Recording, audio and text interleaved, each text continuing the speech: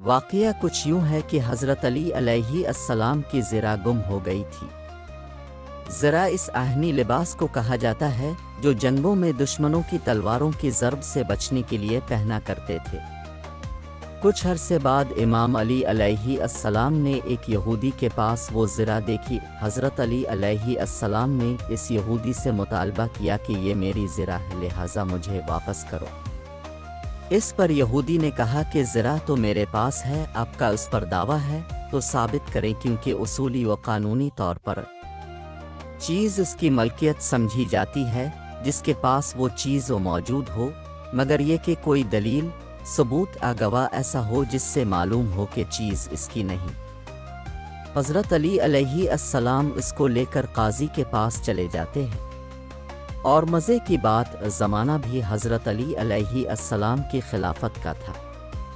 قاضی کے پاس جا کر اپنے شکایت کی کہ یہ زرہ میری ہے اور میں نے یہ زرہ کسی کو بیچی بھی نہیں اور یہ گم شدہ تھی، اب اس یہودی کے پاس سے نکلی ہے۔ قاضی نے یہودی کی طرف رخ کیا اور کہا کہ خلیفہ مسلمین کا یہ دعویٰ ہے، اب تمہارا کیا خیال ہے؟ اس پر اس یہودی نے کہا کہ زرہ میری اپنی ہے، ممکن ہے کہ خلیفہ کو کوئی غلط فہمی ہوئی ہو۔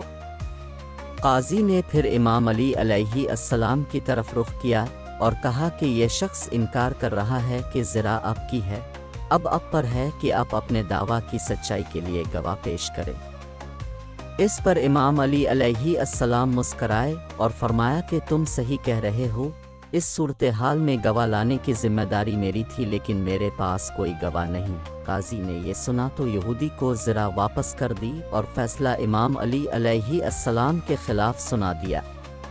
یہودی نے اپنی زرہ اٹھائی اور چل دیا، لیکن کچھ قدم چل کر واپس پلٹا اور کہا یہ طرز حکومت عام لوگوں کی طرح نہیں ہے، یہ انبیاء کی حکومت کی مثال ہے۔ اس نے کلمہ پڑھا اور مسلمان ہوا اور قاضی کو بتایا کہ یہ امام علی علیہ السلام کی زرہ ہے جو جنگ صفین سے واپسی پر خاکی گھوڑے سے گر گئی تھی اور میں نے اٹھا لی۔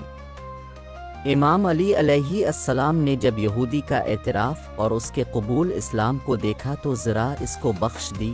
وہ شخص اس قدر خوش ہوا کہ امام علی علیہ السلام کے سچے ساتھیوں میں سے ہوا، اور بعض روایات کے مطابق خوارج کے خلاف جنگ ناروان بھی لڑی۔